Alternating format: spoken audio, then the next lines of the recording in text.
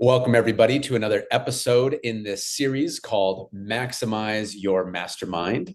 I am your host, Sebastian Cruz, and this podcast is a journey for mission-driven mastermind leaders, mission-driven coaches to help them lead their mastermind group with more power, with more peace, with more love. And today we have a very special guest, Kristin Dwan, the founder of thehealingwoods.com. And the topic is going to be all about the subconscious mind. And specifically, Kristin's specialty of being a shadow worker in the subconscious mind. Because what is the shadow? That's the limiting beliefs, that's the fears, the doubts, the things that hold us back. And I believe as a leader, it is not only powerful to go into the shadow, it's necessary. It's necessary because if we don't go into those things that are blocked in our mind, then they come up at some point in my experience, and then it makes us weaker leaders. So I believe this is going to be so powerful for you today. And Kristin is a certified hypnotherapist with the subconscious mind, as well as Reiki master teacher for over 25 years. So this is not her first rodeo or even second or third. And hundreds of clients that she's worked with, she has some incredible miracle case studies, I would say, of people being healed from addictions like smoking, like drinking, as well as physical body healings. And with that being said, I'd like to turn it over to Kristin. Welcome aboard. And how are you doing today? Oh, thank you so much for having me, Sebastian. I'm doing awesome. Absolutely. So I'd like to start off with a bit about why is the subconscious so important, do you believe? And then I'd like to hear your story of how you got connected to your mission and your method. Yeah, so dying and coming back to life is what brought me into doing what I do. I was in a fire at third degree burns over 30% of my body. And before this fire happened, I was not connected whatsoever to myself, to life, to love, anything. In fact, I was pretty much ready for my life to end. And Mm. so I believe that it took me going into that shadow, into that depth of depression and sadness, and literally doing a reset of dying and coming back on an operating table to fully realize the power that we have. Each and every one of us are born with this amazing power energetically within us, but also subconsciously within the brain. And why it's so important, it's 95% of our brain power, right? Like between 0 and 8 years old, we basically learn and take in all truth, all beliefs that we have about ourselves, about love, about money, about health, about who we are.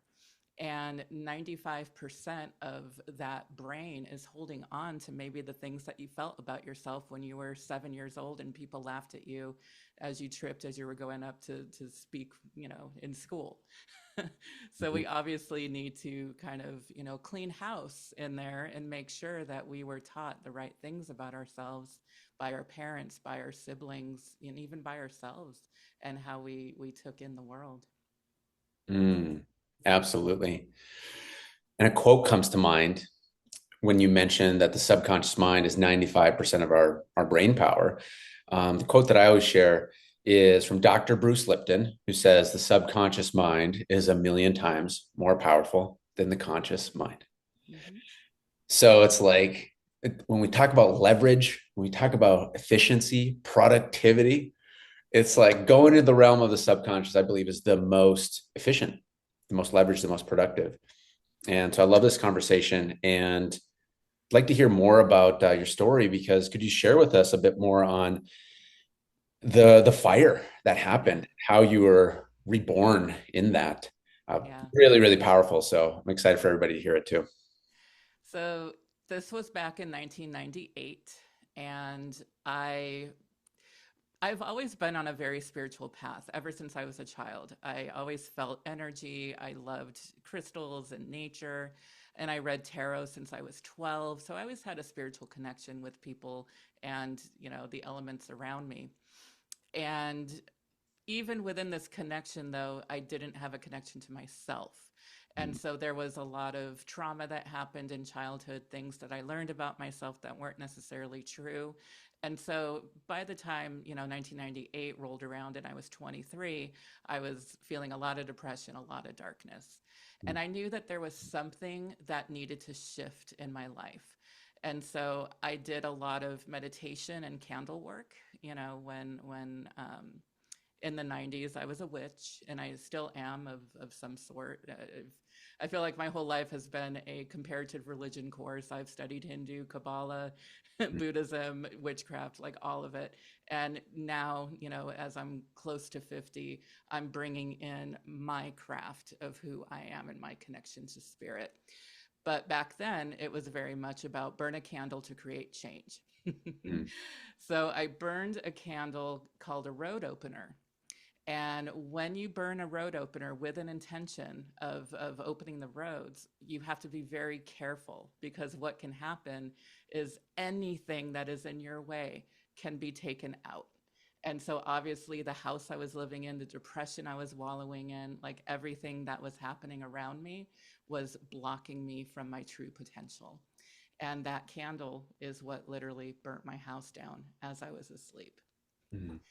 My cat scratched my face, woke me up. My whole room was in flames. And so I had a split second to jump up, cover myself in the bed, um, you know, uh, the comforter, and literally run through a wall of flames. That's where I got third-degree burns over 30% of my body, but at least I got out alive, right? And what's interesting about this fire is I lived in a 3-bedroom house. The whole house was taken down, but a lot of people were away on vacation. There was somebody who had just moved out. Like, I was the only one that actually got burnt in this fire. This was a lesson just for me. All of the animals we lived with, we had cats and a dog. Everybody was fine but me. So this was obviously my lesson to learn. And it was in the burn ward where I actually died and came back to life. I had third-degree burns over 30% of my body, so I had to have skin grafting done. Skin grafting is where they took like good skin off of elsewhere in my body and put it on the burns to promote healing. And whatever they put me under with in the burn ward, my heart just said, no, I'm out. And my heart stopped. And so they had to resuscitate me. And I remember there being like a crossroads of sort. Like I felt like I was on this crossroads. There was a lot of light and there was a decision made. I could kind of hear them talking about me like I was outside of my body. I could hear the beeping of the surgery room. And there was a decision made of like, not yet, you're going back. And so I felt myself hit my body. And that was when they resuscitated me and I came back to life. And so I can tell you that I literally know what it feels like to be death warmed over, because that's what I felt like that day. Mm-hmm. And even though I felt that way, there was this new energy within me, this new excitement for life. At 23, I had all these dreams of doing these things, but I didn't have the guts or the confidence to do it. And when I woke up in that burn ward, as the days progressed and I got better and better, I was thinking, I'm going to write a book about this. I'm going to, start a band. I'm going to do like all these things that I always wanted to do, but never had the guts. And so I was telling my surgeon about this, and he said, Kristin, I'm really glad that you're happy to be alive and you're excited to get out there, but you need to grow some skin before we can let you out. Mm-hmm. So I was told I may be there for about a month. I had already been there a few weeks. And anybody who's had third-degree burns knows it's like 24/7 pain. It's like having hot irons on your skin at all times. And even though I had liquid morphine running through my veins, I could still feel it like hot irons. And so once he said that, that was the dark night of the soul. It wasn't losing my house. It wasn't being in the burn ward. It was being told, basically, you're going to be here for another month and we don't know how many skin grafts we have to do. That was when energy work came into my life. I took that night to really connect. I really meditated and I said, universe, please help. I understand that I'm strong. I understand that, you gave this to me because I needed to change, and I'll get through it, but I really need some help tonight. Mm-hmm. And I felt this energy come into the burn ward, and on all of the places, my donor sites, which was where they took good skin off of the tops of my legs to put on the bottom, and my burns, I felt a suctioning happening on all of those sites and all of the burns. And I left my body once again. And it was the most peaceful I had ever felt in my life. Like the pain was gone, the heat was gone. Felt like a hug from the universe, and I was just being held. And a couple minutes, I felt myself going back down to my body, a little scared of what I was going to feel again, because I knew that there was a lot of pain happening down there. But when I hit my body, there was like 90% of my pain was gone. I still looked like Freddy Krueger. I still had the burns everywhere. But the heat, somebody turned off the heat. And I was able to get up on my burnt feet and walk over to the bathroom in the burn ward. And I looked in this little tiny mirror at my rat's nest hair. You can't take showers and put on makeup and all that kind of stuff in a burn ward. You could barely, survive at times. And so I didn't look quote unquote pretty, but it was the first time I looked inside my eyes, saw that fire, saw that phoenix inside of me, saw my beauty, my power, and my love. And it was the first time in 23 years of life that I loved who I was. And about 2 days later, the surgeon came in and he said, "You've taken a turn. Your burns look great." I mean, they still looked the same to me, but I'm not not a skin surgeon, but he could see a change within those 2 days of this energy coming in. And he said, "We're going to get you out of here this week." So it went from, you may be in here another month receiving who knows how many skin grafts, to you're going to be out of here this week after whatever that was. Right. Right. And so this was in the 90s. This is before Google, right? This is before I even knew what Reiki was. And I went to Alexandria too. I went to the Bodhi Tree. Those were the LA, kind of witchy spiritual shops, and looked on their walls where all the healers put their cards. And that was Google. That was how you found your healers. And I just wrote down all of the names of anything that was energy work. And that's where I saw Reiki for the first time. And I got my first Reiki session.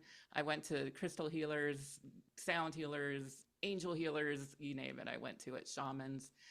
And the Reiki session was the closest to that divine energy that came into the burn ward. And that's when I knew, like, this not only healed me on the physical level where the burns were turned down, this also healed me on the energetic and emotional level, because it was the first time that I saw love for myself and felt love for myself. So that Reiki got me into the healing, like doing what I'm doing and going on this path of self-healing. Hypnotherapy came in, working with the subconscious mind. They're very intermixable. And I do love to do what I call hypno Reiki, where as I'm doing the hypnosis and talking to the person, I'm also sending them Reiki, right? So they get a little bit of both. And it's interesting that I'd say hypnotherapy and Reiki are my two just pillars of strength that helped me get through all of my stuff. And Reiki came in with this fire and dying, coming back to life. Hypnotherapy came in when I had my cancer diagnosis and got me through that fire. So yeah, both of these are so important to really train yourself, train your mind to focus on what you want instead of what you're afraid of, what you're worried of, what's happened before, the stories that we have that our shadows tell us. And it's so important to be the writer of your own story later in life.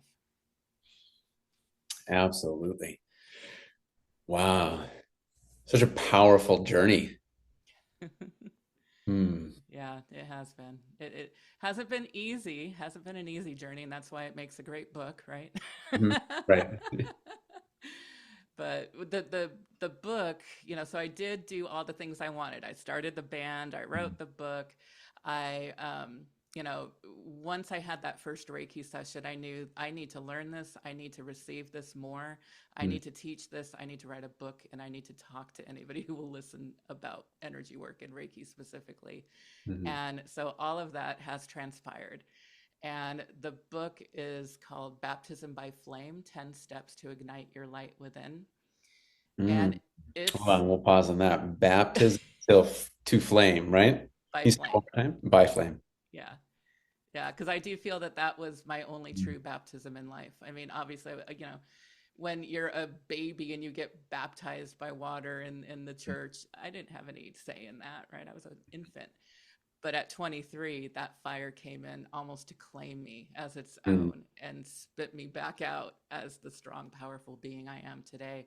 So I feel like the flames were what truly baptized me into a person who loves life and loves herself and wants to help the mm. world.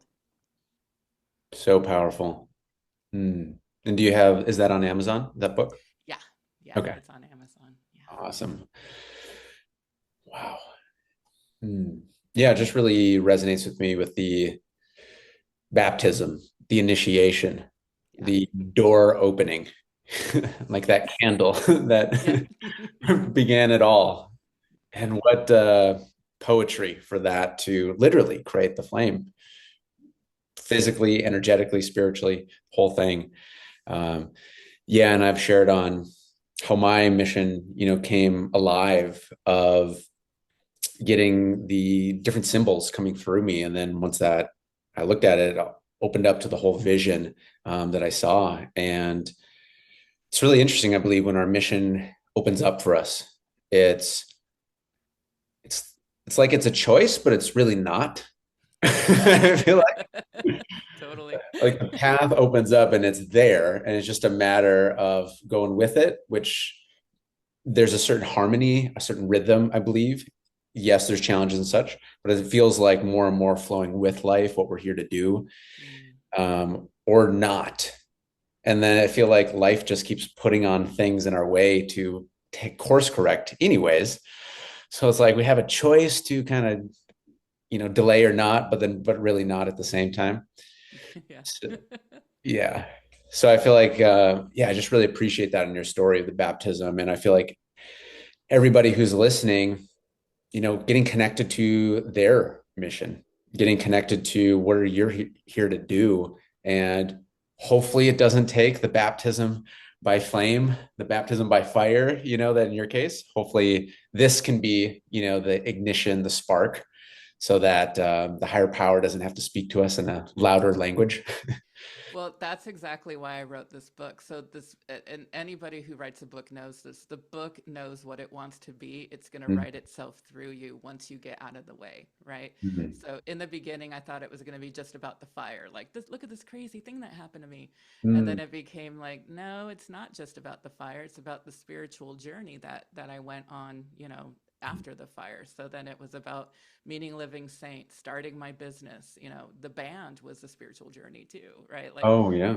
all of the things that I did after the fire. And then it was like, okay, I'm finally done. I'm ready to put this book out.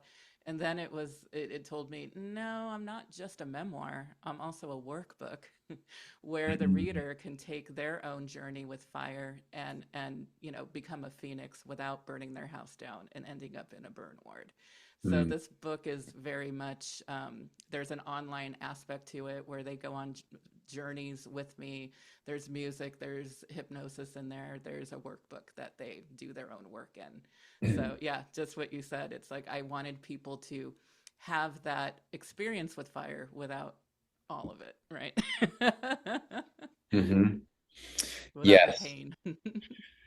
Yes, and I'm going to do something that I normally don't do here, but it feels right, which is share the screen to the book. Oh, wow, thanks. Yeah, because I just feel like it's so powerful. So if somebody's listening to this right now and they feel connected to Kristin's story and the power with it and the journey, here's the book. Go find it on Amazon. And I like the cover too. Like, wow, it's Thank you. I just keep imagining being burned, or I just keep imagining the hallway of fire and the Mm-hmm. little cat, meow, meow, like, All right, kitty, Yeah. we're going. Totally. Running. Well, the cat actually jumped out the window, but yeah, I ran down the hall and Okay. got out. Yeah. As long as the cat's okay. Everybody was fine. Yeah, everybody was fine. Oh, it is kind of funny though. The cat's like total cat move. All right, I'm gonna Yeah, wake you up because I care about you, and and then I'm I'm out of here. peacing out. Totally. Oh, that's awesome. Well, happy story. Everybody made it. Yes, Okay. yes. Baptized by flame. Wow. And light, the light within. So, yeah, I believe that's a perfect next step for, yeah, the subconscious. And how do you light the light within for people? And how do you do it in a much accelerated way so that they don't have to get burned alive in order to have these miraculous healings and breakthroughs in their life and business? Yeah, definitely.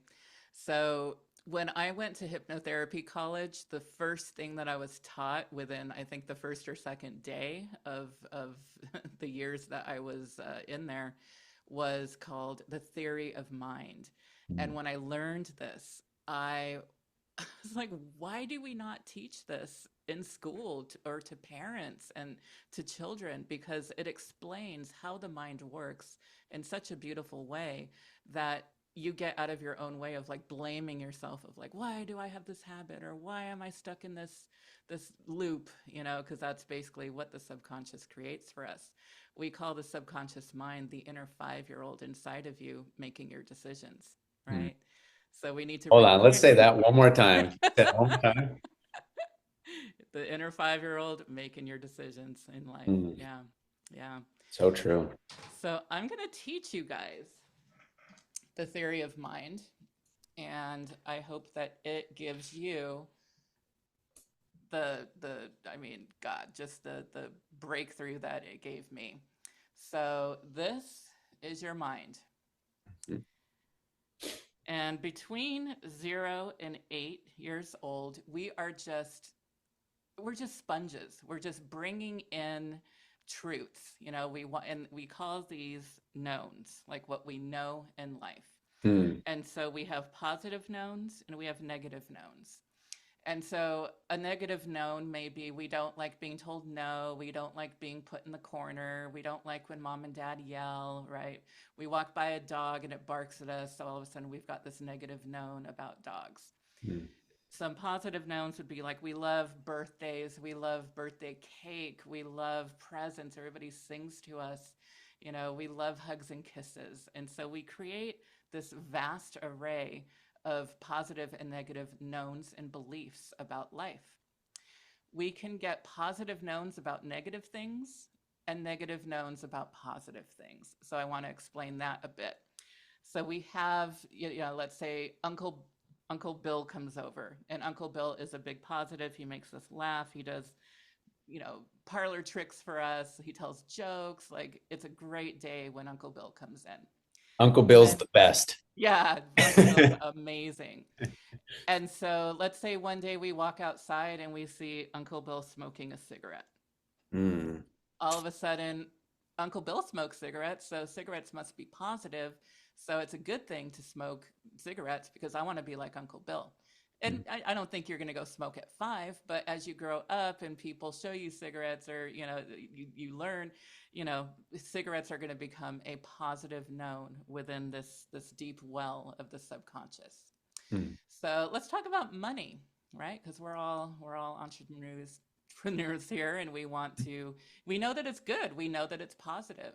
But let's say you're 5, 6, 7, 8 years old, you're in your room doing what you like to do, reading, playing, whatever it is. All of a sudden you start to hear mom and dad yelling, Hmm. and mom's crying because dad lost his job and we're not sure when the next meal's coming in. Now, here's the thing about the subconscious. You don't even need to hear this or understand what you're hearing. The subconscious just records Hmm. information like a tape player. So all of a sudden, money becomes this negative known because mom's crying, dad's upset. Whatever this money thing is, I want no part of it. Hmm. Right? So this is 95% of your brain power. This is the subconscious mind where all of these beliefs, these knowns, these habits form, right? We've got the habits in here, we've got the emotions in here, and we've got the beliefs in here. Mm-hmm. So let's talk about what this little tiny piece of the pie is here, right? This is your conscious mind. This is where you make your decisions. This is where you have your thoughts. This is where we analyze. This is where willpower is. All right. Mm-hmm.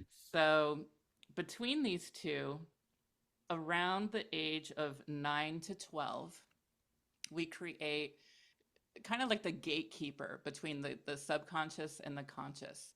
And this is called the critical mind. Mm. So the critical mind is there to make sure that you're not making a decision that is going to be detrimental for you. So let's talk about money, right?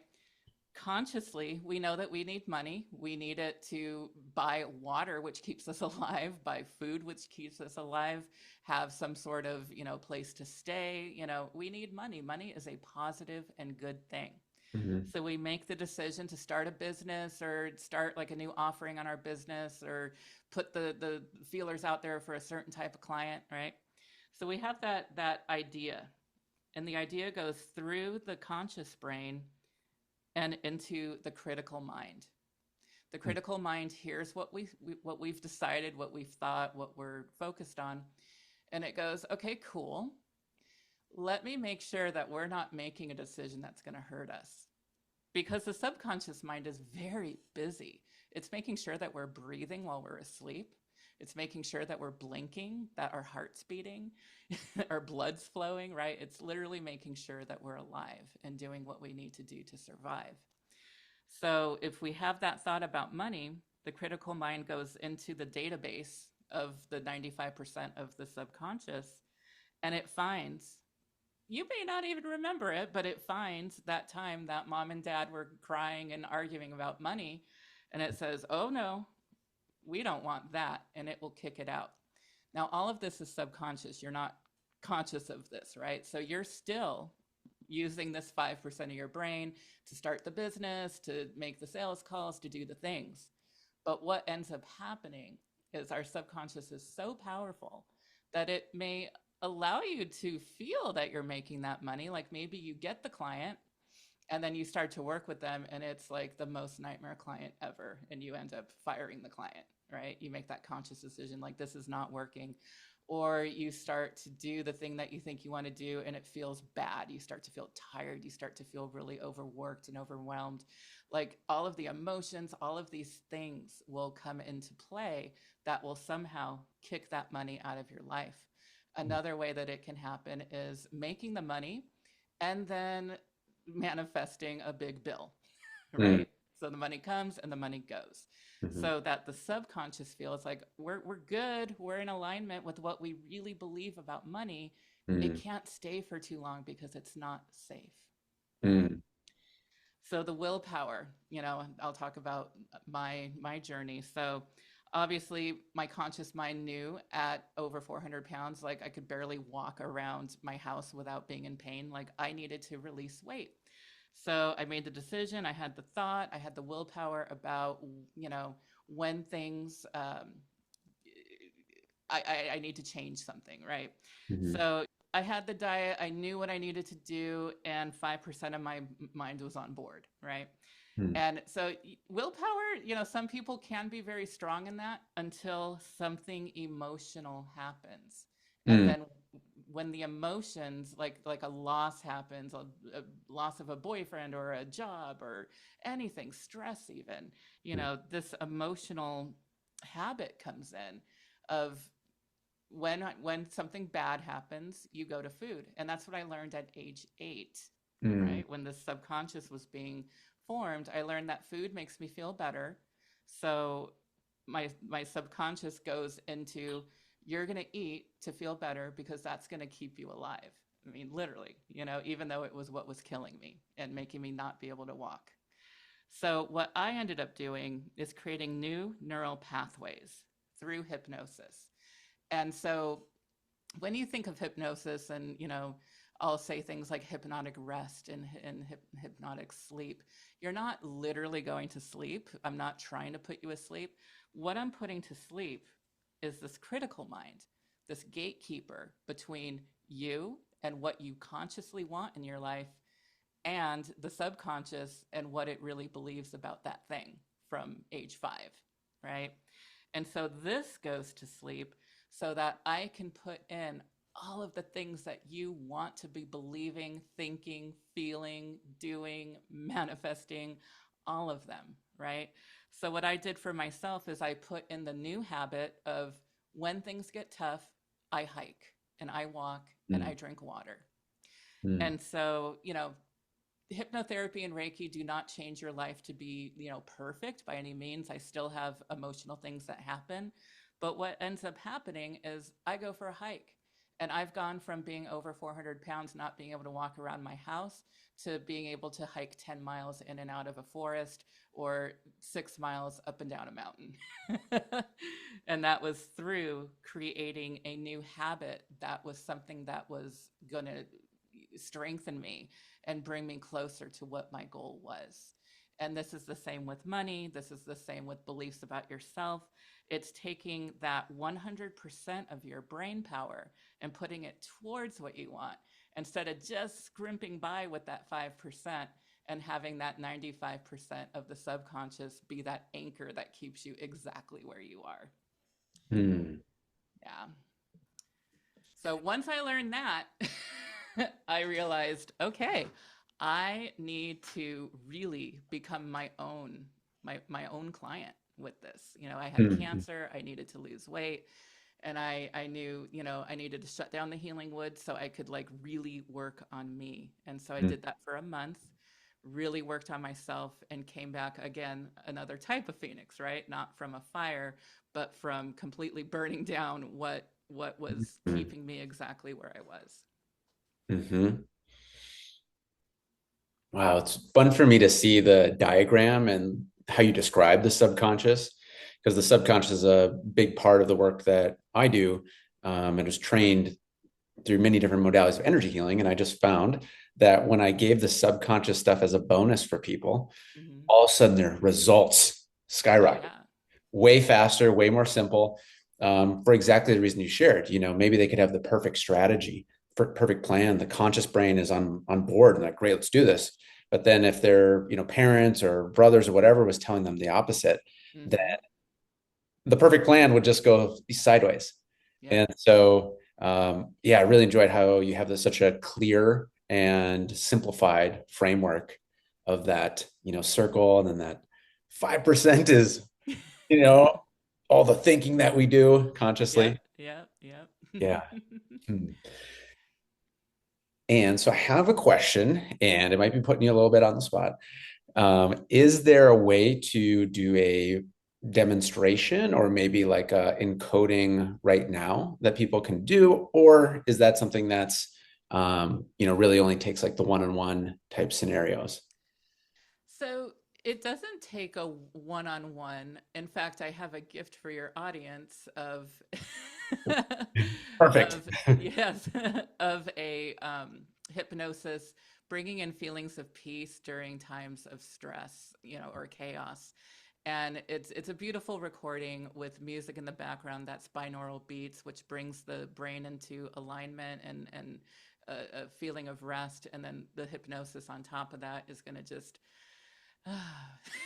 even just thinking about it, I'm like, I'm so happy that I was able to go and create this for people. So yes, you can bring in like feelings of peace and grounding and things like that to create change, like with weight loss and quitting smoking and quitting drinking, like specific things, bringing in specific amounts of money or building your business, things like that take the one-on-one work Mhm. because everybody has their story. Everybody's inner child has the reasons why they can't and what mom taught them, right? So there's no like cookie cutter with hypnosis.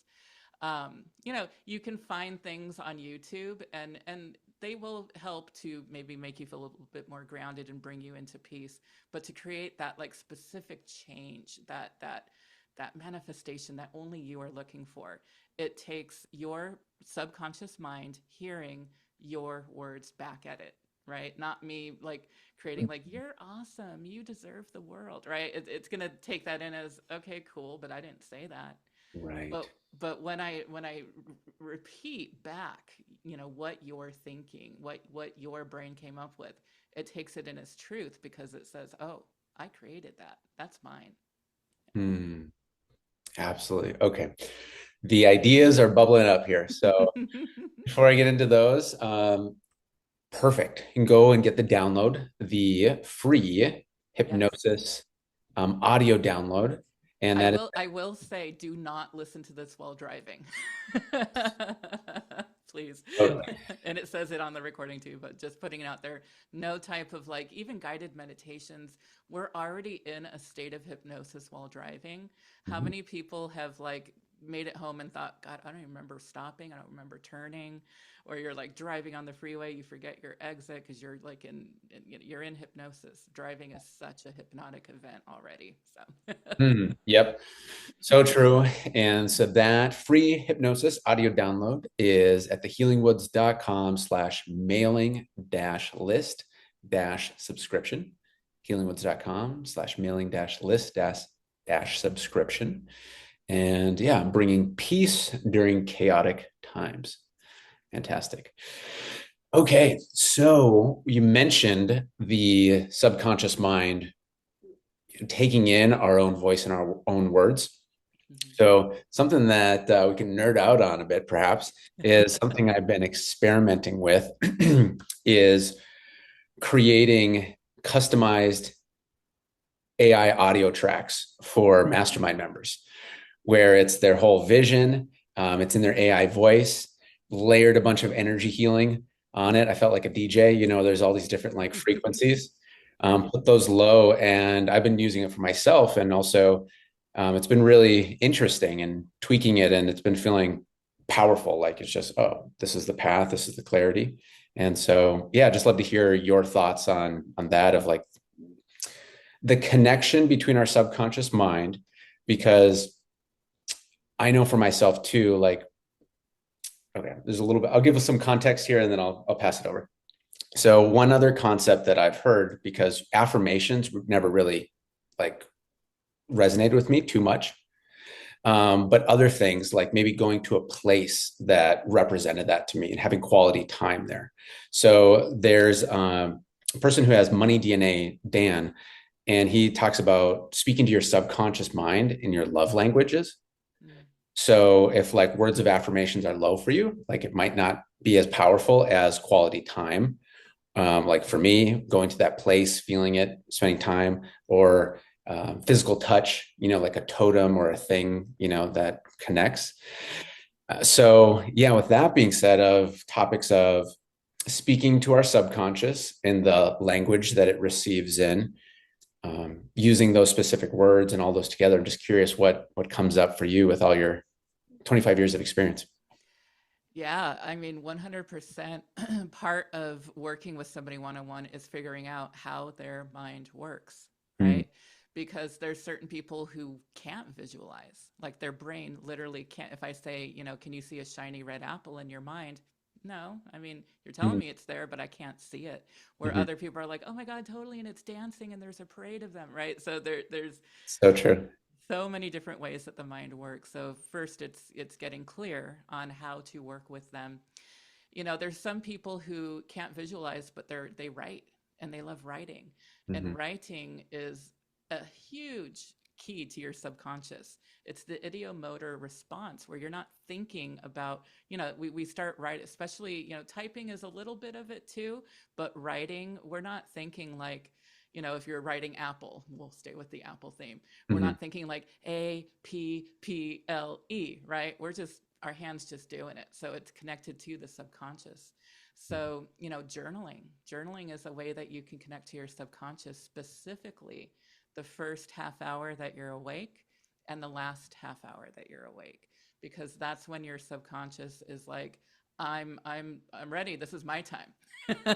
It's ready to, it's more of a sponge than it would be, at 3 o'clock in the afternoon when you've had a busy day and you're on to your next thing. So what I would tell your, people that are listening to your recordings you're making is first thing in the morning or last thing at night, definitely. Wow. Okay. So that is definitely synchronistic. So I got to share this with you on the theme of continuing to nerd out.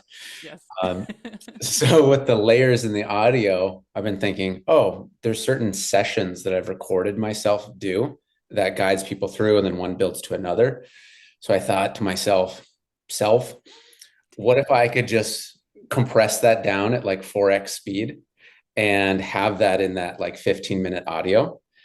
And I was like, wow, when that specific session is very, I'm careful with it because there's so much power. Just like you said, when you're asking for something to open, like be ready for things to open, right? Oh, And yes. that's the exact thing. And that wisdom too, by the way, is something I respect and honor with you, because it's almost like people who haven't dealt with the full power of it don't really know that, yeah, it's like fire, literally. Like it can cook your meals, keep you warm, and it can also burn everything Oh, down. yeah. So that's what I've been doing, is compressing. I'm like, okay, I thought the same thing with you, which is I better not be doing this driving. I better not even do this in the morning because this could just wipe me out. And so literally last night, I was like, all right, let's try it. And I just went into a deep sleep and woke up and I was like, whoa, something is different. Mm-hmm. So I think that's so powerful, that like first half hour, last half hour. Mm-hmm. Yeah, just love to hear what you think on that. And if you have any different techniques, maybe that a person can maximize their first half hour and last half hour. Yeah. So I fall asleep to hypnosis a lot. So Okay. I personally love doing the falling asleep because I do feel that I do work in my sleep, right? Like your subconscious, it's almost like giving it marching orders. Nice. Giving it Like marching orders. Yes. so I'll do more the energy work in the morning, right? To kind of get myself up and like plant seeds for the day and get things going, and but at night is the hypnosis. And so when you're falling asleep, here's the other, I always tell clients, do not fall asleep to the TV, Hmm.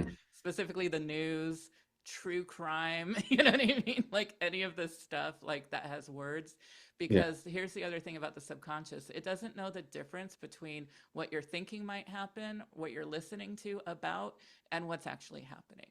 Hmm. So if you're falling asleep to something like that, then all of that is being planted. Why not fall asleep to something that you actually want to be in your Hmm. subconscious? And so that's why whenever somebody works with me one on one, I record the actual hypnosis session, the part of the session. And so they can fall asleep to that hypnosis, and Mm. actually water the seeds that we planted within the session. Mm. So 100%, and you cannot OD on positive thoughts and seeds that you're planting. Like I go to sleep to hypnosis literally every day because there's some new level that we're all trying to get to. Yeah. I'm like, I'm gonna up level until I die, and then that's the true up leveling, right? Right. Then it's another up level. That's funny. It's true. And there's always something, the whole saying of another level, another devil. It's like Mm. you slay the dragon and you're standing in this beautiful space, and then, oh, but what if, right? So it's like there's constantly something to release, something to bring in, and some new power to stand in, right? So yeah, I love what you're doing. That's great. And 15 minutes, by the way, is the perfect. We're totally nerding out. Oh, really? Yeah, this is awesome.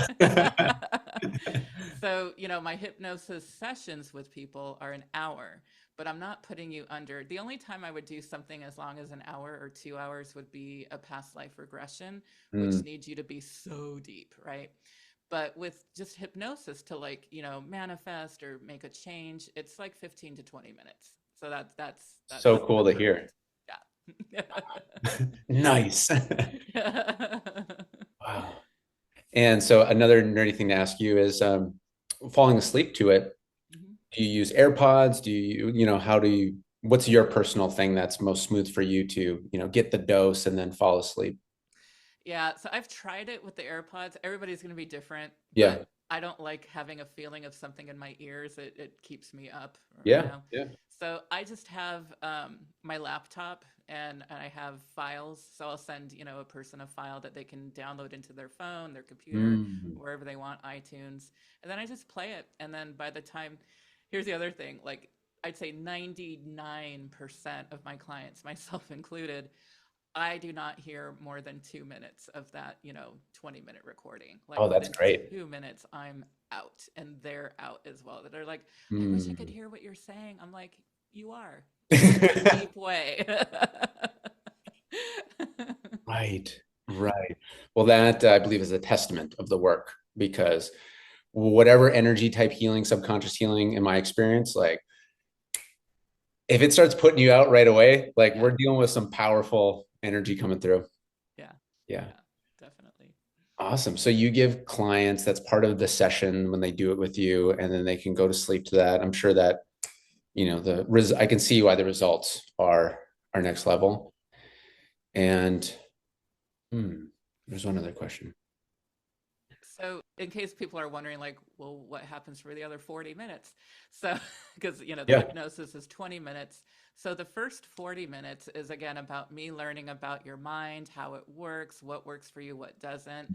And also me leading you with deepening questions to figure out, like, you know, everybody has their goal, but I'm famous for like asking questions to get even deeper because Mm. as a hypnotherapist and a shadow worker, I don't want to just like focus on like what does it look like, right? Like that's important, right? We need to know where you want to end up, but I want to know what the beliefs are about that. When did this start? How long ago? What happened with parents, right? So I'm going to be going into the roots of it all, to make sure that you have the best bloom. Best bloom. Nice. So awesome, so powerful. And I can see how, maybe quarterly or sooner or, probably not more, but having it refreshed, a new one as new things are achieved and accomplished, Hmm. comes up. Yeah. And one thing I want to note that I found really interesting for everybody listening too, because it's like, oh, can the subconscious really hear? How much can it hear? And it must have been like 14 years ago. I was listening to a spiritual teacher, Stuart Wilde, who's a bit irreverent and I think British back in the day. And he was talking about, he was doing his money talk or the spirit of money or the soul of money, something like that. And he talked about the subconscious mind being able to hear like so many more decibels lower than the conscious mind.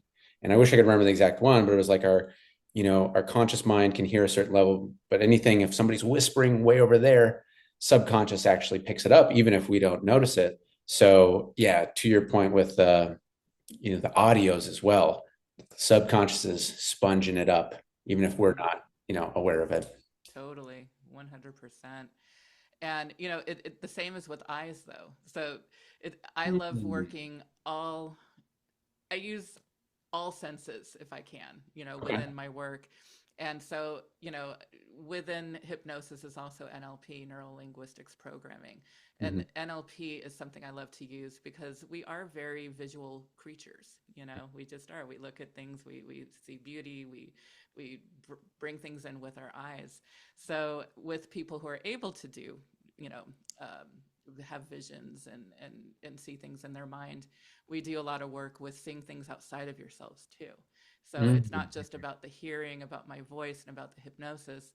It's about getting information from your subconscious. Like, you know, one of my favorite things to do is get an image that the subconscious is holding onto that represents this thing that you want and what's in the way of it, and Mhm. then getting whatever that is. It doesn't even have to make sense. If we're working on money, it doesn't have to be a wallet, it could be literally anything, and then planting a seed using another image, and then having them put on their phone, on their computer, print it out, put it on their fridge if they're working on weight loss, like whatever, put these things, because your subconscious is taking in from your eyes as well. And you may not even be aware of it, but you know that there's 5 pictures on that wall, or there's, you know, Mhm. 2 birds that just flew by, and you're not even like aware of it, which is great.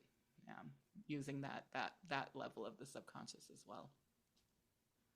And this works great with So cool. artists too. Like I'll have, if I know that somebody's an artist and they, you know, they're like, I saw a beautiful sunset with a mountain, whatever, you know, whatever they saw. I'm like, go create that. And that is that subconscious working as well, and watering that seed of whatever that manifestation is going to be. You know, as they're painting that sunset in the mountain, they're watering that as well. So there's so many ways, Mm, so many. so many ways. Yeah, that is so cool. That's got the gears turning for me right now because yeah, I hadn't thought about it really. The senses, the Yeah. what are we visually picking up? What are we auditorily picking up? What are we tactile Smell smelling? too. Smelling? Yeah. Yep.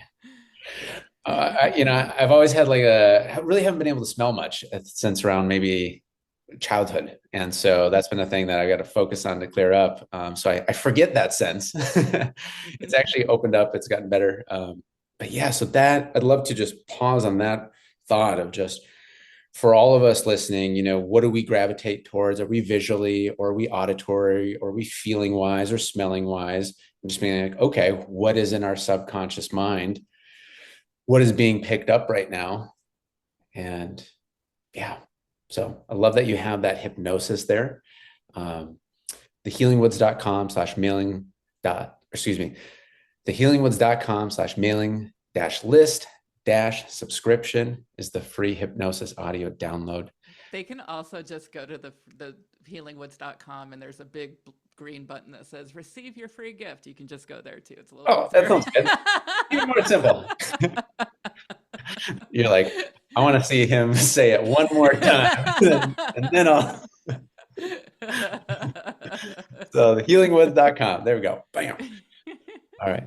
Well, this has been really fun and very insightful. And, as a fellow, I'd say practitioner in subconscious space, it's not something I lead with, but it's like really the secret sauce behind a lot of the stuff. So love nerding out with your, expertise in it. And to me, that really demonstrates that you've been walking the path. And yeah, so thank you for that. And so what we'll do next is a summary of the entire journey that we've gone on today.